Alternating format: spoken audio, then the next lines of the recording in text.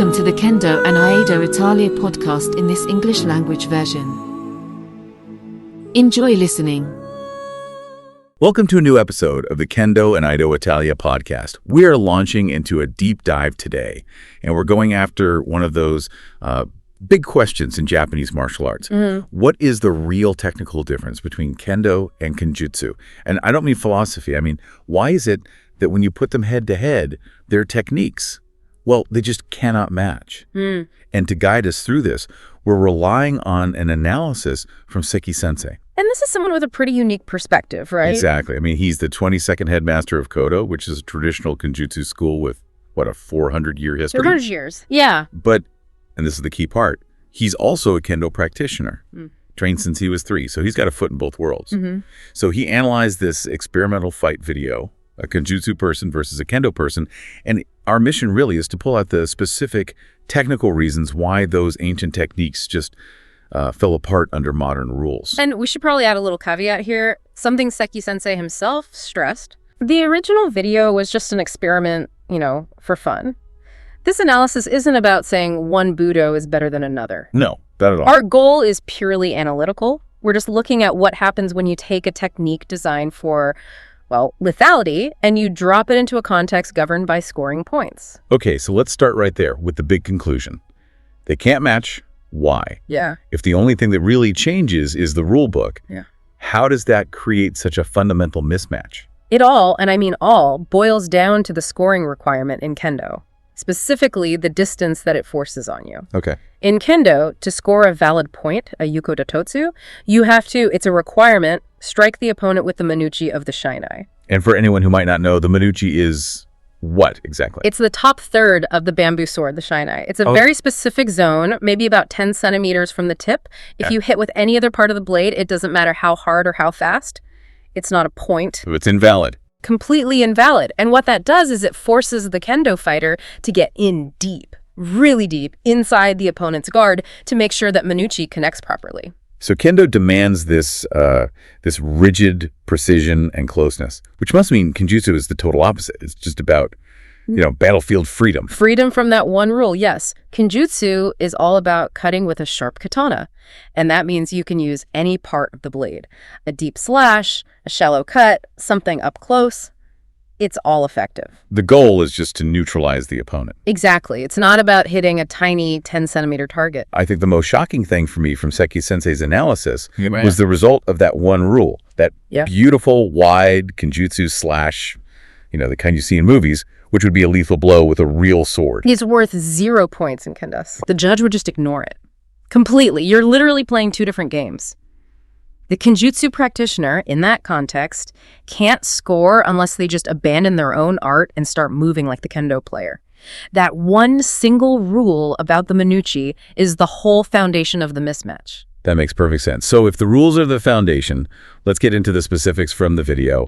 Where did we first see the Kenjutsu practitioner start to, break down? When couldn't they react properly? Well, they couldn't react properly pretty much from the start because their whole training, their nervous system, it's expecting a totally different kind of threat. A different kinetic threat. Yeah. They're waiting for a slow, heavy, committed cut, something designed to sever a limb. But the Kendo opponent delivers a fast, light, precise hit that's designed to score and then immediately rebound. The timing, the distance, the intent, it's all wrong for them. Okay, and Seki Sensei pointed out one specific move, didn't he? That late-stage kneeling or squatting attack. He did. It looked like an attempt to duck under a strike and go for the legs, but he called it a major failure. Why? Because if you look at why you do that in traditional Kenjutsu, the main benefit of dropping down like that is actually defensive. Defensive? Yes, it's to gain distance. It's to create game. You drop out of the opponent's immediate striking range, and from there you can launch a counter. It's a defensive move that sets up your offense. But in the video, it just looked isolated, exposed even. Why did it fail so badly? Because the Kendo opponent wasn't even trying to attack at that moment. So the move had no context. It wasn't a response to anything.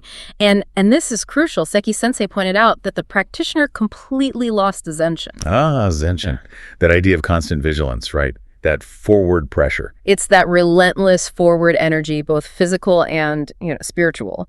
If you drop to a squat, turn your back for even a second, you lose all that forward pressure and readiness. You've basically abandoned the core of what makes Budo work. So a technique is only as good as its context. Mm-hmm. And in that moment, the context just evaporated. Completely. Okay, what about stances? Kenjutsu is famous for its wide variety of stances, which are often meant to mislead. Yes, and that's their fundamental purpose. Many of them are designed to lure the opponent. Do them how? You're intentionally exposing a target, maybe your hands or your side. You're trying to provoke your opponent into a specific, predictable attack so that you can counter it. You're setting a trap. And did the Kendo fighter fall for it? Not really. And this gets to another key difference in mindset. The Kendo practitioner isn't trained to react to an exposed piece of flesh. Right. They're trained to hit specific targets. Men, the head, kote, the wrist, do, the torso. They're looking for an opening to score, not necessarily the most vulnerable body part. Wow, that's a huge distinction. So the Kenjutsu fighter is setting a trap for someone who isn't even looking for that kind of bait. Precisely. If I expose my wrist in Kenjutsu, I expect a cut designed to maim. If I expose my wrist in Kendo, you're just waiting for the guard to lower so you can hit it with the manuchi. The luring stances become irrelevant. So speaking of unique techniques, the Kenjutsu person then tried some other things, like fighting while drawing the blade Nukitsuke, and even the famous two-sword style, Nido Ryu. What was the assessment there? With the drawing action, Seki Sensei noted that it's a highly specialized skill, more in the realm of Aido, but it brings up a really basic tactical question. Which is? Is it ever a good idea to keep your sword sheathed when your opponent's weapon is already out and ready? And the answer to that is a hard no, I'm guessing. An unequivocal no. The person who is already drawn has a massive immediate advantage. Nukitsuke is for a surprise encounter, not a duel where your opponent is already set. It was just a poor choice for this situation. Okay, so let's get to the two-sword style Nido Ryu. In Kenjutsu, that seems like it should be an overwhelming advantage. What makes it so good in a cutting art? In Kenjutsu, it's formidable. You can block a powerful cut with one sword while you're attacking with the other. True simultaneous offense and defense. Or you can just block with both, right? Yeah, you can make a cross block with the two blades and create this incredibly strong guard. It's basically a shield against a heavy cut. This brings us right back to the central problem, the whole hit versus cut dilemma, doesn't it? It's the perfect example of it. That entire Nido Ryu defense, the block, the cross, it only works if your opponent is trying to cut you. It's designed to absorb the force of a heavy katana. So when the Kendo opponent comes in with a fast, linear hit from a flexible shinai, the entire defensive structure just collapses. It's not designed for that kind of attack. To make a two-sword style work in Kendo, you have to learn Nido Kendo, which is a totally different skill set using two shinai to score points, not to block cuts. It's incredible. The advantage of a second sword just completely disappears if the opponent's intent changes from cut to hit. That's the summary of the entire analysis right there. And if you look at the end of the video, the source points out that the Kenjutsu practitioner was basically forced to give up. They started fighting like a Kendo player. They were hitting, not cutting. They were moving forward aggressively instead of trying to lure. They had to adopt their opponent's game just to survive in that context. So if we step back from all the details, what's the one big lesson here that Seki Sensei, the head of a 400-year-old tradition, really wants us to understand? That specialization is a double-edged sword. Kenjutsu techniques are profoundly, beautifully specialized for one thing.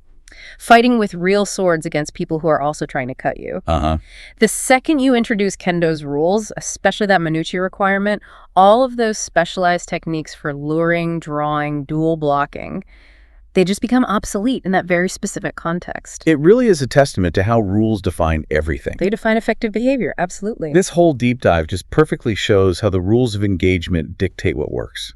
In any discipline, really, not just martial arts. We didn't just learn what the differences are, but the tactical why.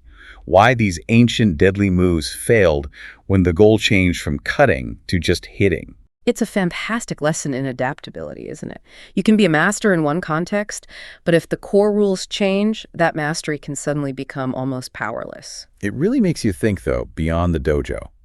If Kenjutsu relies on the opponent trying to cut, what's a modern equivalent? What's a modern tactical scenario where expecting one type of threat, the cut, leaves you completely vulnerable to a totally different one? The hit. Something for you to think about long after this is over. Thanks again for listening to our podcast. If you enjoyed this episode and want to help us create new episodes, please help us with a simple like. Thanks again, and see you next time. Thank you for listening to this podcast. Kendo e Aido Italia, il podcast.